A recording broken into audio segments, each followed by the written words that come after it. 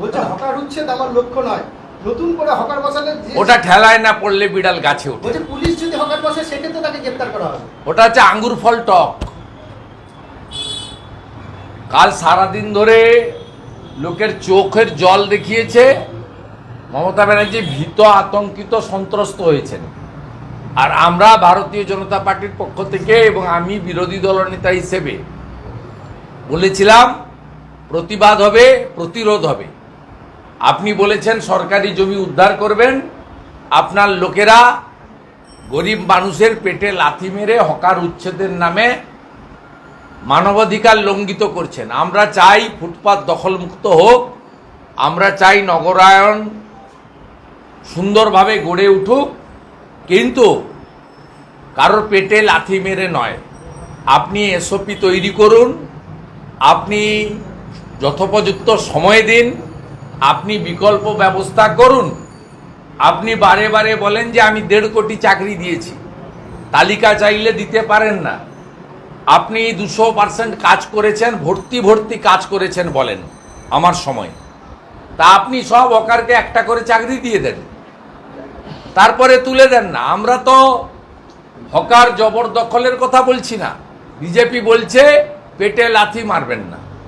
আপনার রাজ্যে শিল্প নেই, আপনার রাজ্যে চাকরি নেই, ওবিসি রায় নিয়ে আপনি যে জটিলতা করে দিয়েছেন, তাতে আগামী কয়েক বছর পশ্চিমবঙ্গে আর একটা রিক্রুটমেন্ট হবে না, একটা রিক্রুটমেন্ট হবে না। তার কারণ সংবিধানের বাইরে গিয়ে আপনি ওবিসি রিজার্ভেশন দিয়েছেন ভোট ব্যাংকের জন্য।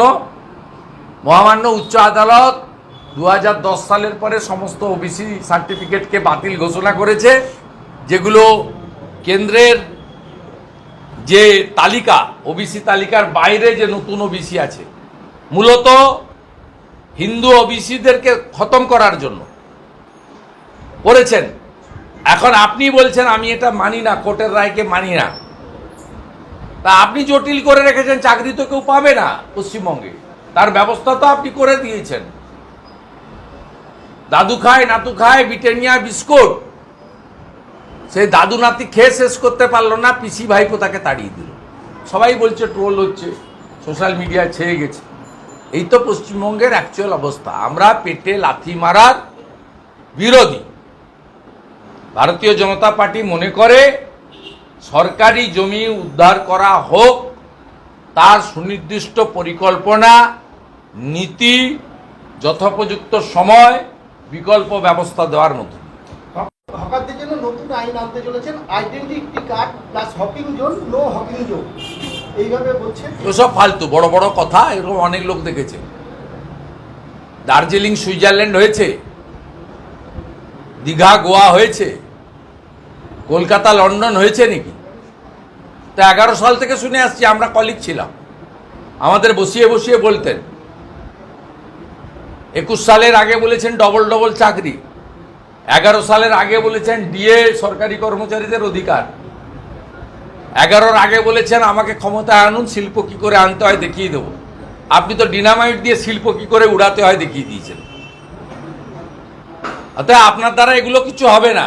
আর আপনি ইরিগেশনের জায়গা উদ্ধার করতে বলেছেন, আপনি নিজেই আপনি যেখানে থাকেন কালীঘাটের নালা আপনি নিজে বুঝিয়েছেন। আপনার বাড়ির সামনে যে সভাগৃহ আছে তার পিছনটা ভরাট করে হয়েছে টালি নালা। আপনার বাড়ির পাশে যে মিটিংয়ে যারা আসে সর্বসাধারণের যে ব্যবহারের জন্য যে ল্যাবরেটরিটা, ওয়াশরুম, সেটা তো টালি নালা বুঝিয়ে হয়েছে। আমি তো তার সাক্ষী। আমি তো ওই ওয়াশরুম অনেকবার ব্যবহার করেছি মিটিং করতে গিয়ে, আমি তো দেখেছি আপনি নালা বন্ধ করেছেন। আপনি আগে শুরুটা করুন, চ্যারিটি বিগিনস অ্যাট হোম, আপনার বাড়ি থেকে। আমাদের ভিডিও ভালো লাগলে লাইক এবং শেয়ার করুন, কমেন্ট সেকশনে গিয়ে জানান আপনাদের মতামত। আরও ভিডিও পেতে আমাদের চ্যানেল সাবস্ক্রাইব করুন এবং প্রতি মুহূর্তে খবরের আপডেট পেতে প্রেস করুন বেল আইকন।